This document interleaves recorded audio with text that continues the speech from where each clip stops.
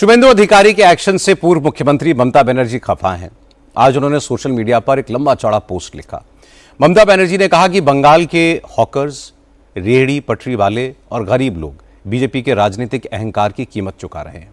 Bulldozer Bengal का culture नहीं है। टैगोर और नेताजी की धरती को ताकत के बल पर नहीं कुचला जा सकता। ममता बनर्जी ने कहा कि हावड़ा स्टेशन पर एंटी एंक्रोचमेंट ड्राइव, तिलजला और पार्क सर्कस में बुलडोजर एक्शन के खिलाफ लोगों में गुस्सा है। ममता ने लिखा कि बुलडोजर सरकार की भाषा नहीं होनी चाहिए। लेकिन शुभेंदु अधिकारी ने कहा कि जिन लोगों ने अवैध कब्जे किए हैं, बंगाल को लूटा है, उनसे पाई पाई वसूली जाएगी। जो लोग पुलिस पर पत्थरबाजी कर रहे हैं, उन्हें भी सबक सिखाया जाएगा। शुभेंदु अधिकारी ने अभिषेक बनर्जी समेत तृणमूल कांग्रेस के उन 4 नेताओं के नाम भी बताए जिनके खिलाफ एक्शन सबसे पहले होगा। पर पत्थरबाजी करेगा तो सबक सिखाने काम भारतीय जनता पार्टी का सरकार करेगा। और आसनसोल में फाड़ी में तोड़फोड़ कर दिया ना, 200% वसूली होगा। जो किया है उसको पकड़ से निकाल के करूंगा। कलकत्ता कॉरपोरेशन से फाइल मंगा था। 4 नाम बता रहा हूं, 4 नाम। किस तरीके से ये लोग लूटा है बंगाल को, आप लोग को पता नहीं है। ये लूटने वाला आदमी को 2 कमीशन आज कैबिनेट ने बना दिया।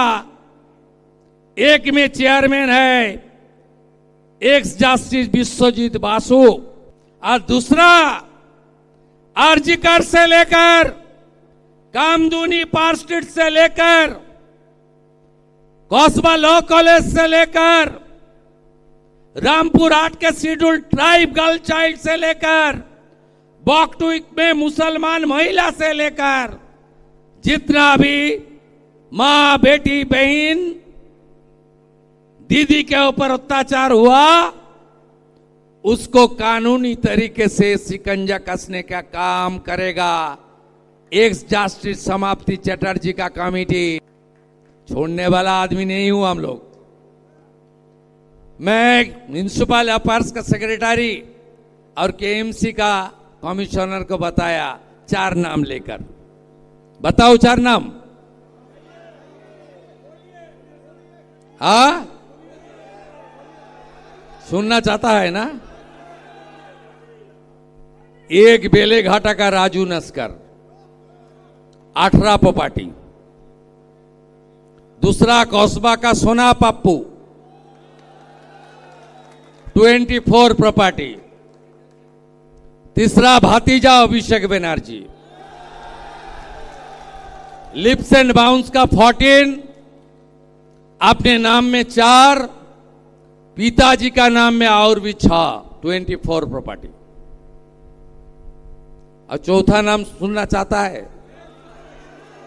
जावेद खान का बेटा, 90 प्रॉपर्टी। ये लोग लूटा है। शुभेंदु अधिकारी की सरकार में मंत्री अग्निमित्रा पॉल ने भी कहा कि अवैध निर्माण और अनैतिक काम अब बर्दाश्त नहीं किया जाएगा।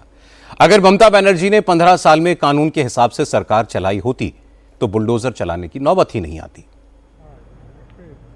अनैतिक इलीगल काम हम लोग नहीं करने देंगे। लेकिन जैसे इलीगल बिल्डिंग कोई पेपर नहीं है, फायर लाइसेंस नहीं है, ट्रेड लाइसेंस नहीं है, लेकिन उसमें कमर्शियल एक्टिविटी चल रहा है, ये तो हम लोग करने नहीं देंगे। हम लोग जरूर टाइम देंगे, पहला दिन से बोले हैं। जो जो करना है आप अगर कर सकते हैं, अगर गवर्नमेंट नॉर्म्स को फॉलो करके ठीक रास्ते में आ सकते हैं तो कर लीजिए, हम लोग टाइम देंगे। लेकिन जो बिल्डिंग कुछ भी नहीं किया जा सकता, जैसे तिलजला का बिल्डिंग, इतना नैरो सीढ़ी है कि 2 जन भी ठीक से खड़ा नहीं हो पाएगा। तो इस बिल्डिंग का अगर हम लोग एक्शन कुछ ना ले तो आगामी दिन में वो बिल्डिंग गिर सकता है। अगर आग लगेगा तो लोग मरेगा, और आपका बिल्डिंग के साथ साथ आसपास में बिल्डिंग के जो लोग रहे उसका भी डेंजर है। तो इसको तो कुछ डिसीजन हम लोग को लेना है। आप लोग डेफिनेटली हमसे सहमत होते हैं। शुभेंदु अधिकारी ने एक नाम लिया, सोना पप्पू। उसके खिलाफ एक्शन की बात कही। इसका असर यह हुआ कि लंबे समय तक गायब रहने के बाद बिस्वजीत पोद्दार उर्फ सोना पप्पू आज ईडी के सामने पेश हो गया। सोना पप्पू पर हत्या की कोशिश और रंगदारी के दर्जनों मामले दर्ज हैं। सोना पप्पू से ईडी यह पूछ रही है कि उसके किन किन प्रभावशाली लोगों से संबंध है। इस मामले में ईडी पहले ही कोलकाता पुलिस के डीसीपी शांतनु सिन्हा को गिरफ्तार कर चुकी है। शांतनु सिन्हा पर आरोप है कि उन्होंने अपने पद का इस्तेमाल करके सोना पप्पू के अवैध कारोबार को संरक्षण दिया और बदले में करोड़ों की काली कमाई की। बीजेपी नेता दिलीप घोष ने कहा कि ममता राज में बंगाल में बहुत पाप हुआ, लेकिन अब सरकार बदल चुकी है और हर चीज का हिसाब होगा। बार बार हम बोलते हैं कि बंगाल का हालत जम्मू कश्मीर से भी खराब है, पता चल रहा है, लेकिन भूल जाना चाहिए, नहीं भूलना चाहिए कि सरकार बदल गया है, कल्चर बदल गया है। वही फर्क साक्षात है। जहाँ रामनवमी में किसी बस में एक और ओंकार का झंडा था, उसको उतार दिया गया, ये हम भूले नहीं हैं। सबका हिसाब होगा। कई जगह टीएमसी ऑफिस से आधार कार्ड वोटर कार्ड मिला है बंच में, इसलिए हमारे कार्यकर्ता छापा मार रहे थे टीएमसी का ऑफिस में। ऑफिस कब्जा करने का हमारे कोई उद्देश्य नहीं है, बहुत पाप काम हुआ है वहाँ, लेकिन इस प्रकार गैरकानूनी काम जो हो रहा था वो भी मिला है बंच ऑफ कार्ड्स। ये क्यों होगा? पार्टी का दफ्तर में क्यों मिलेगा आधार कार्ड और वोटर कार्ड? इसीलिए ये सब का भी हिसाब किताब होगा। वंदे मातरम देखिए, बंगाल की एक ऐसा उद्गार था जिसे लाखों लोग रास्ता में आके स्वतंत्रता की लड़ाई की, गोली खाई, जेल गए, फांसी में चढ़ते समय भी वंदे मातरम बोले। और 12 साल का सुशील दास ने वंदे मातरम बोला था, उसको 12 चाबुक मारा गया था। इतना सेक्रीफाइस इस और समाज को इतना बड़ा प्रेरणा दिया। जो संगीत वो बंगाल में गाने के लिए उसको अनुमति नहीं है, यहीं लिखा गया, ऋषि बंकिम ने लिखे हैं, तो उसका हम लोगों ने इम्प्लीमेंट किया है और आज से हर स्कूल में इसका गायन होगा और बाध्यतामूलक है। मुख्यमंत्री शुभेंदु अधिकारी एक तरफ कानून व्यवस्था कायम करने में लगे हैं, दूसरी तरफ उनका फोकस चुनाव के दौरान किए गए वादों को पूरा करने पर है। आज शुभेंदु अधिकारी ने कैबिनेट की मीटिंग में कई बड़े फैसले किए। अब पश्चिम बंगाल में 7वें वेतन आयोग की सिफारिशें लागू होंगी। बंगाल में मुसलमानों को आरक्षण नहीं मिलेगा। अब तक बंगाल में ओबीसी कोटे के तहत मुसलमानों को रिजर्वेशन मिल रहा था। कलकत्ता हाईकोर्ट ने इसके खिलाफ फैसला दिया था। ममता बनर्जी की सरकार ने उस फैसले को लागू नहीं किया। आज शुभेंदु अधिकारी की सरकार ने हाईकोर्ट के फैसले को लागू करने का ऐलान किया है। आज कैबिनेट ने अन्नपूर्णा भंडार योजना पर मुहर लगा दी। अब 1 जून से सरकारी बसों में महिलाओं के लिए सफर फ्री होगा। अगले महीने से महिलाओं के खाते में 3,000 रुपए पहुंचने लगेंगे। बड़ी बात यह है कि अन्नपूर्णा भंडार योजना का फायदा उन महिलाओं को भी मिलेगा जो पड़ोसी देशों से आई हैं और उन्होंने भारत की नागरिकता के लिए CAA और ट्राइब्यूनल में अप्लाई किया है। कैबिनेट ने अगले महीने से इमामों और पुजारियों को मिलने वाली सैलरी को भी बंद करने का फैसला कर लिया है। आज भवानीपुर में शुभेंदु अधिकारी ने कहा कि बंगाल के लोगों ने उन्हें जो प्यार दिया है, उन पर जो भरोसा जताया है, वो उस पर खरा उतरने की कोशिश करेंगे। इसके साथ साथ शुभेंदु ने लोगों को हिदायत भी दी। कहा कि जिन जिन लोगों ने पिछले 15 सालों में गड़बड़ी की है, उन्हें बीजेपी की सरकार कानून के हिसाब से सजा देगी, इसलिए आम लोगों को कानून हाथ में लेने की जरूरत नहीं है। जनता का जो उपेक्षा है हम लोग के लिए, उसको पूरा करने का पूरा काम हम लोग एकजुट होकर करूंगा। और सब अच्छा रहिए, भाईचारा, प्यार मोहब्बत बना के रखिए। जो गुंडा है, जो तोलाबाजी किया है, उसका खिलाफ पुलिस में शिकायत दर्ज कीजिए, लेकिन हाथ में कानून मत उठाइए।